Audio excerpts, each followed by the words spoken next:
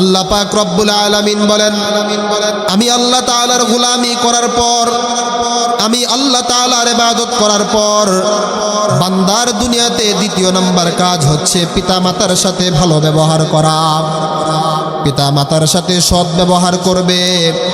তোমাদের মধ্যে যদি তোমাদের আব্বা আম্মা উভয়জন অথবা কোনো একজন বৃদ্ধ বা বৃদ্ধা হয়ে যায়, তাদের সাথে এমন আচরণ তোমরা করবা না, এমন ব্যবহার তাদেরকে তোমরা দেখাইবা না যেই ব্যবহারের কারণে তারা উফ শব্দ বলতে বাধ্য হয়। আল্লাহ পাক রব্বুল আলামিনের হাবিব রাসূল করিম সাল্লাল্লাহু আলাইহি ওয়াসাল্লাম হাদিসের মধ্যে বলেন, ক্বালা রাসূলুল্লাহ সাল্লাল্লাহু আলাইহি ওয়াসাল্লাম, রিদার রাব্বি ফি রিদাল ওয়ালিদাইন ওয়া সাখাতু রাব্বি ফি সাখাতিল ওয়ালিদাইন।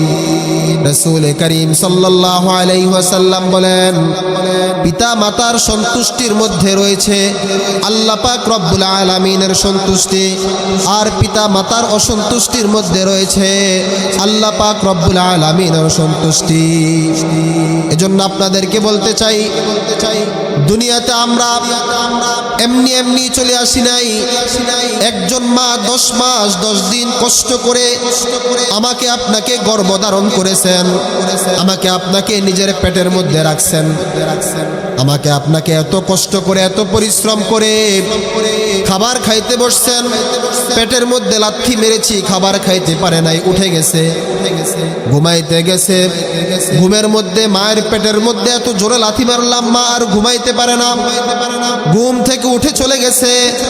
আল্লাহ পাক রব্বুল আলামিন বলেন, যেই মা তোমার জন্য এত কষ্ট করেছেন, ওই মাকে যদি তুমি দুনিয়ার মধ্যে কষ্ট দাও, তোমার জান্নাত তোমার জন্য হারাম হয়ে যাবে। রাসূল করিম সাল্লাল্লাহু আলাইহি ওয়াসাল্লাম বলেন, 3 ব্যক্তির জন্য আল্লাহ তাআলার জান্নাত হারাম। তার মধ্যে 1 নাম্বার হচ্ছে যে মদ পান করে, মুদমিনুল খামরি। 2 নাম্বার হচ্ছে ওয়াল আকুফিল ওয়ালিদাইন, যারা মা বাবার অবাধ্য সন্তান, মা বাবার সাথে বেয়াদবি করে। 3 নাম্বার হচ্ছে ওয়াদাইয়ুস। এই 3টার মধ্যে একটা গুরুত্বপূর্ণ হচ্ছে যে মা বাবার সাথে যে ব্যক্তি অসন্তুষ্টতার আচরণ করে, মা বাবার মনে যে কষ্ট দেয়। এজন্য বলতেছি, দুনিয়াতে আমরা আসছি যে মা বাবার মাধ্যমে, ওই মা বাবাকে একটুও কষ্ট দেওয়া যাবে না। মা বাবার কোনো বিনিময় হয় না। মা বাবার সাথে আচরণ করতে হলে ইহসানের আচরণ করতে হবে, ইনসাফের আচরণও করা যাবে না। ইনসাফ মানে হচ্ছে আমাকে যা দিল আমিও তা দিলাম, কিন্তু ইহসান হচ্ছে আমাকে যা দেওয়া হয়েছে আমি তার চাইতে বেশি দেব, এটার নাম হচ্ছে ইহসান।